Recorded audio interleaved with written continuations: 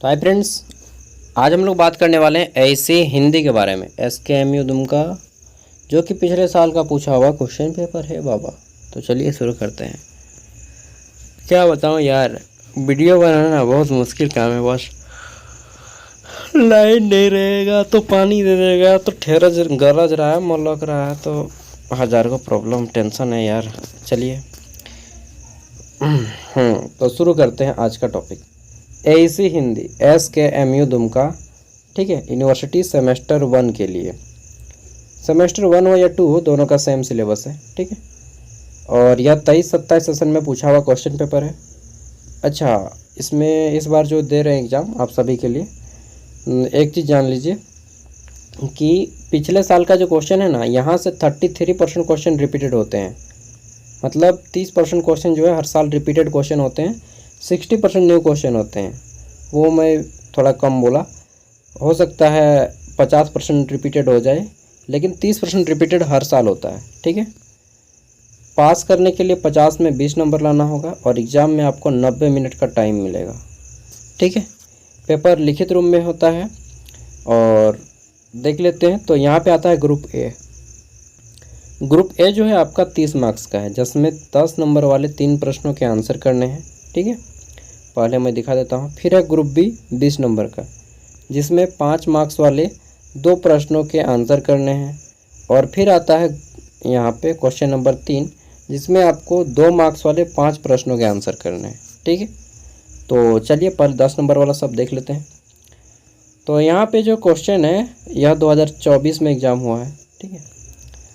तो पहला क्वेश्चन क्या है, 10 मार्क्स वाला है। इसका आंसर आप लोग कोशिश कीजिएगा, एक खड़ा पन्ना पूरा और दूसरा खड़ा पन्ना भी पूरा करने का, ठीक है। अगर आप इतना करते हैं तो काफ़ी है, इतना ही लिखना है, इससे ज़्यादा नहीं लिखना है। 2 खड़ा पन्ना में लिखिए, यानी कि 4 पेज में, ठीक है। 4 4 मतलब 12 पेज लिखना होगा इसमें, और 5 वाला में 2 को 13 14 14 15 16 पेज लिखना होगा।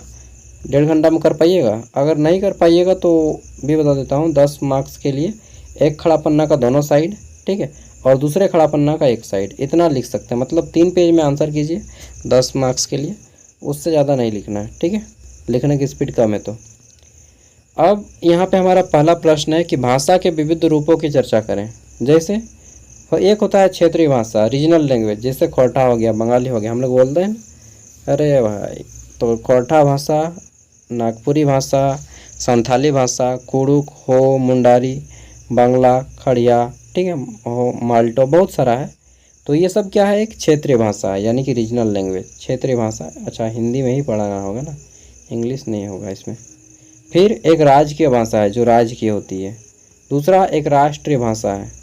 फिर एक नेशनल लैंग्वेज है, ठीक है, अंतर्राष्ट्रीय भाषा। तो ये क्या है, आपका भाषा के विभिन्न रूप, ओके। और इसके अलावा आगे देखते हैं। तो इस तरह से लिखना है आपको। संधि से आप क्या समझते हैं? संधि नहीं जानते हैं? अरे भाई, जब आप शादी कीजिएगा तो संधि और समधिन भी मिलेंगे ना, ठीक है। यानी कि वाइफ के फादर और आपके फादर समधि हो गए, वही तो संधि है। देखिए, उसमें भी मिलन होता है, इसमें भी मिलन होता है। अंतर क्या है, यहाँ पे 2 वर्णों का मिलन होता है, वहाँ पे 2 लोगों का मिलन होता है, ठीक है। तो 2 वर्णों के मेल से, किसका मेल, वर्ण, वर्णों के मेल से जो शब्द बनता है उसे हम संधि बोलते हैं, ठीक है। 2 वर्णों के मेल से जो विकार उत्पन्न होता है, ठीक है, विकार मतलब बदलाव, परिवर्तन, यानी कि 2 वर्णों के मेल से जो परिवर्तन होता है उसी को संधि बोलते हैं, ठीक है। जैसे एक है विद्या, ठीक है, विद्या आप सभी को मालूम है, यानी कि ज्ञान। और एक है आलय, आलय मतलब घर, ठीक है। 2 को मिल गया तो क्या बन गया, विद्यालय बन गया। यानी कि विद्या मतलब ज्ञान और आलय मतलब घर, यानी कि ज्ञान का घर, विद्यालय। यही तो संधि है। यानी कि 2 वर्णों के मेल से जो विकार उत्पन्न होगा उसी को संधि बोलेंगे। संधि के 3 को भेद होता है, कौन कौन? पहला होता है स्वर संधि, ठीक है। दूसरा क्या है, स्वर संधि, व्यंजन संधि, व्यंजन लिख लीजिएगा। और तीसरा है विसर्ग संधि। स्वर संधि, व्यंजन संधि और विसर्ग संधि, ये 3 को संधि है, ठीक है। चलिए, एगो बड़का कर, एगो महिला कर, एगो छोटका कर। 3 को संधि। नेक्स्ट है यहाँ पे, संक्षेप से आप क्या समझते हैं, स्पष्ट करें। तो देखिए, संक्षेप मतलब होता है छोटा करना। अब 500 शब्दों में कोई पैसेज लिख दिया और उसको बोलेगा कि संक्षेप में 50 शब्दों में लिखें, ठीक है। तो संक्षेप क्या है, विस्तृत रूप को छोटे में करके, ठीक है, बिना उसके भाव परिवर्तन किए लिखना ही संक्षेपण कहलाता है, ठीक है। संक्षेपण का फ़ायदा क्या है कि जल्दी में आप बातों को समझ जाइएगा। जब पाठ खत्म होता है लास्ट में एक आता है सारांश, देखते हैं ना, सारांश, हाँ वही सारांश, वही संक्षेप है। ज्ञापन क्या है, अच्छा संक्षेप का उल्टा होता है पल्लवन। क्या होता है, पल्लवन, वो भी पढ़ना है आप लोगों को। पल्लवन, ये क्या होता है पल्लवन? पल्लवन वह चीज़ है जब आप 3 को ताड़ बनाते हैं, मतलब 50 वर्ड में कोई चीज़ लिखा है और इसको बोलेगा कि विस्तार पूर्वक लिखिए 500 शब्दों में, तो अब आपको 3 को ताड़ करना पड़ेगा, समझ रहे बात को। ज्ञापन क्या है, ज्ञापन को इंग्लिश में बोलते हैं मेमोरेंडम। ये क्या होता है, ये सरकारी ऑफिसों में काम करने के लिए एक नोटिस यहाँ से वहाँ तक भेजना है। मान लीजिए एक नोटिस है एसपी ऑफिस से आपको डीसी ऑफिस भेजना है, ठीक है, तो वो क्या लिखेंगे, ज्ञापन लिखेंगे, समझ गए हैं, मेमोरेंडम लिखेंगे, बस इसी तरह से लिख देना है यार। ये ज्ञापन जिसे अंग्रेजी में मेमोरेंडम कहा जाता है, जिसका प्रयोग सरकारी कार्यालयों में एक ऑफिस से दूसरे ऑफिस तक अपना संप्रेषण, संवाद को पहुंचाने के लिए किया जाता है। समास किसे कहते हैं, समास, ठीक है, जो मास शहीद हो। गजब लगता है समास। तो समास का अर्थ क्या होता है मालूम है, समास का अर्थ होता है संक्षेप, छोटा। समास का अर्थ क्या है, छोटा करना, ठीक है, छोटा अर्थ। समास का मीनिंग होता है छोटा अर्थ, सबसे आसान शब्दों में, ठीक है। तो समास का अर्थ होता है संक्षेपण यानी कि छोटा अर्थ। समास किसे कहते हैं, तो 2 वर्णों के मेल से जो विकार उत्पन्न होता है वह हमारा कहलाता है संधि। संधि में 2 वर्णों का मेल होता है, ठीक है, जबकि समास में क्या होता है, 2 पदों का मेल होता है। दोनों सेम चीज़ है, इसमें वर्ण मिलता है, संधि में वर्णों का मिलन होता है और समास में पदों का मिलन होता है, ठीक है।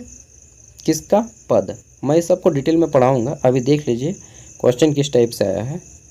अगला है ग्रुप बी, और ग्रुप बी में जो है यहाँ पे 5 मार्क्स वाले किन्हीं 2 प्रश्नों का आंसर करना है। पहला है प्रतिवेदन क्या है। आप बोलिएगा ये क्या चीज़ है प्रतिवेदन, इंग्लिश का भी नाम बोल दूंगा ना तो बोल दीजिए वाइट हो है, रिपोर्ट बोलते हैं, रिपोर्ट, ठीक है। कोई भी रिपोर्ट आप लेने जाते हैं ना, ठीक है, चाहे आप हॉस्पिटल का रिपोर्ट हो, चाहे बिजली बिल का रिपोर्ट हो, चाहे कोई भी रिपोर्ट होता है, ठीक है, ज़मीन का रसीद का रिपोर्ट हो, तो रिपोर्ट को ही हिंदी में प्रतिवेदन बोलते हैं। तो रिपोर्ट क्या है, किसी विशेष विषय पर उसकी संपूर्ण जानकारी लिखी होती है, उसी को प्रतिवेदन बोला जाता है, जिसे अंग्रेजी में रिपोर्ट कहा जाता है। एकदम इसी तरह से लिखना है। हिंदी भाषा की विशेषताएं बताइए। तो हिंदी भाषा क्या विशेषता क्या है, विशेषता यही है कि हिंदी गरीबों की भाषा है और जो हिंदी पढ़ेगा वह क्या है, गरीब ही रहेगा, ठीक है। मतलब 90% संभावना है कि आप गरीब ही रहेंगे, 10% संभावना है कि आप अपना बुद्धि का प्रयोग करके अमीर बन सकते हैं, ठीक है। तो यही है हिंदी भाषा की विशेषता। और क्या है हिंदी भाषा की विशेषता, हिंदी भाषा की ये विशेषता है कि अमीर लोग इसे केवल एक सब्जेक्ट के तौर पे पढ़ते हैं, ठीक है, मतलब एक भाषा के तौर पे, केवल एक सब्जेक्ट के तौर पे, और अमीर लोग इसे पूरा अपने ज्ञान का ही माध्यम बना लेता है, ठीक है। गरीब लोग अपना ज्ञान का माध्यम बना लेता है सब कुछ हिंदी में, और अमीर लोग अंग्रेजी को अपना भाषा बनाता है। रियलिटी बता रहा हूँ यार, हिंदी पढ़ के कुछ नहीं होता है, ठीक है। समाज में बदलाव हिंदी पढ़ के लाइएगा, वो भी हिंदी बोल के आपका आदमी लेक्चर भी नहीं सुनने खोजता है।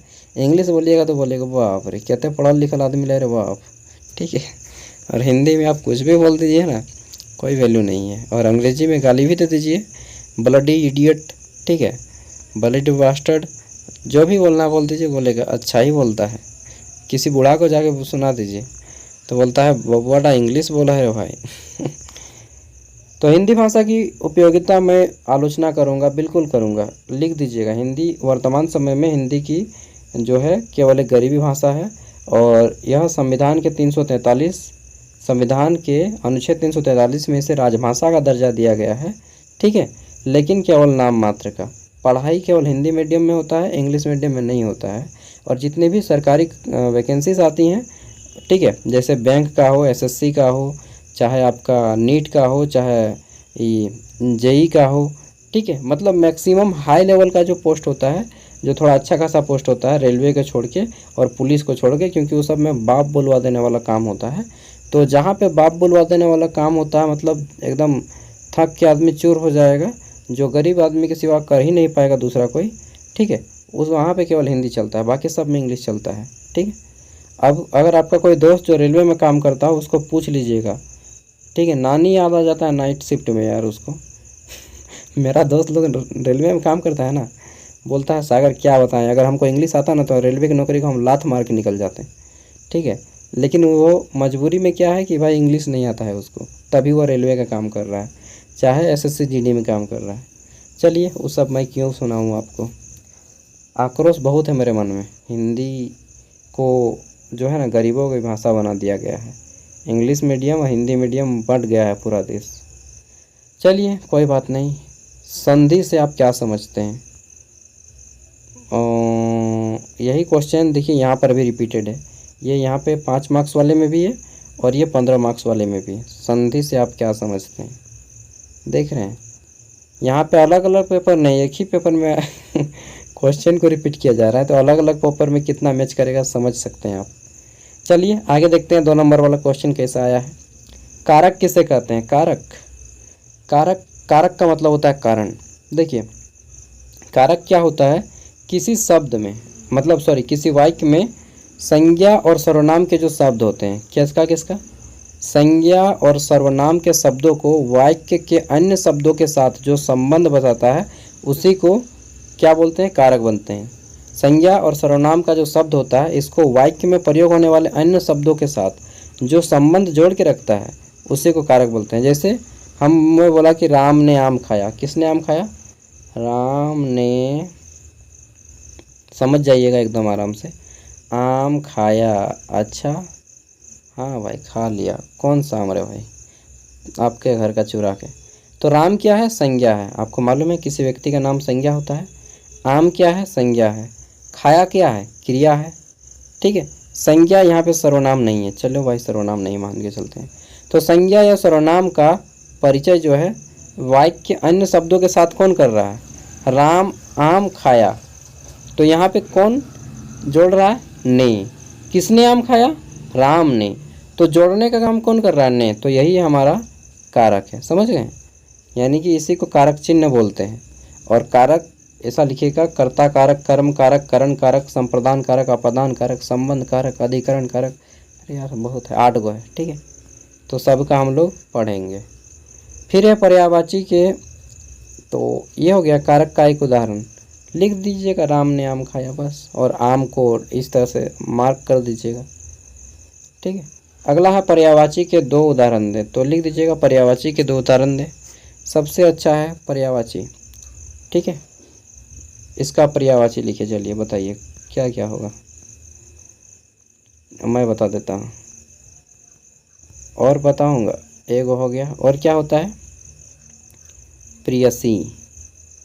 और क्या होता है? और याद नहीं आता है यार, 2 को लिखना होता है, ठीक है।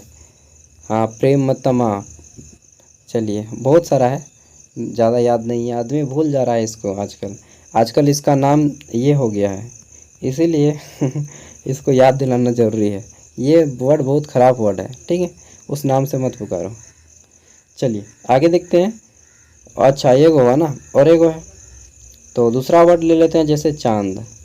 मेरा चांद मुझे आया है नजर। चांद को क्या बोलते हैं? तो चांद का, अरे भाई 1 मिनट, तो चांद को क्या बोलते हैं? रजनी बोलते हैं, ठीक है। और क्या बोलते हैं? चांद। और इसके अलावा भूल गए हैं यार, अरे सबसे आसान तो है ना, चंद्रमा भी बोलते हैं, चांद बोलते हैं, चंद्रमा बोलते हैं। सूर्य का तो बहुत है, दिनकर, भास्कर, प्रभाकर, ठीक है। आकाश का गगन, अंबर।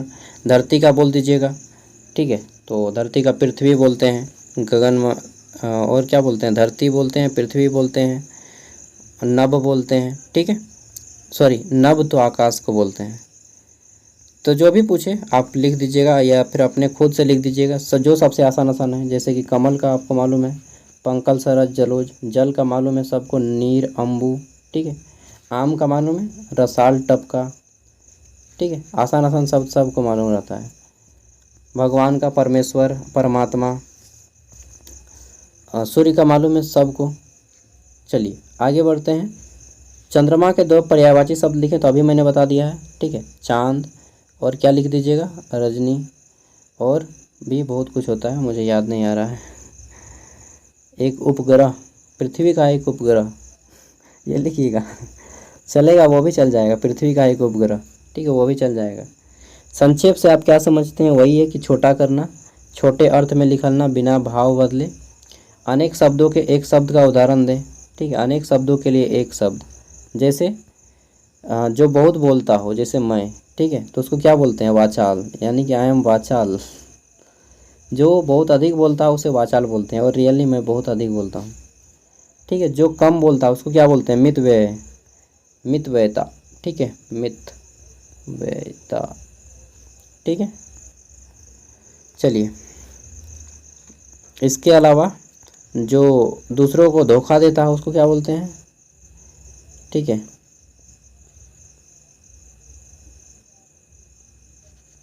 चलिए, मैं मजाक कर रहा हूँ आप लोगों से, ओके। नेक्स्ट है समास का एक उदाहरण दें। तो समास का एक उदाहरण दे सकते हैं, नीलकंठ, लंबोदर, ठीक है, गजानंद, पंचवटी। अच्छा, समास किसे कहते हैं तो मैंने बता दिया, दो पदों के मेल से, दो पदों का मेल होता है समास में, और संधि में दो वर्णों का मेल होता है, ठीक है। और समास के कितने भेद होते हैं, तो समास के जो है टोटल 6 भेद होते हैं ना। कौन कौन सा, तो तत्पुरुष, तत्पुरुष समास, कर्मधारय समास, बहुब्रीहि समास। अभी याद नहीं करना है, बस सुनना है, भूल जाओ, याद कुछ नहीं करना, सब भूल जाओ। तत्पुरुष, कर्मधारय, बहुब्रीहि, अव्यय भाव, ठीक है, द्वंद्व समास और द्विगु समास। मैं भी भूल गया था। चलिए, याद आ गया। तो 6 को समास होता है, ठीक है। सब के बारे में पढ़ाऊँगा इतना अच्छा से ना कि भूल नहीं पाओगे, भूल जाओगे यार, दिमाग भूलने का, जो चीज़ रिपीट नहीं होगा वो भूल जाओगे। विद्यालय का संधि विच्छेद करें। विद्यालय का संधि विच्छेद अभी मैंने बताया, विद्या के लिए आलय, यानी कि विद्या जोड़ आलय, ठीक है। तो ये था। और समास का अगर आपको रियल में वीडियो देखना है जो रियली इंटरेस्टिंग है और आप समझ में आ जाएगा, तो एंड स्क्रीन में मैं वीडियो देख रहा हूँ, उसको देख लीजिएगा। इसका PDF वीडियो का डिस्क्रिप्शन में मिल जाएगा। Bye, good night.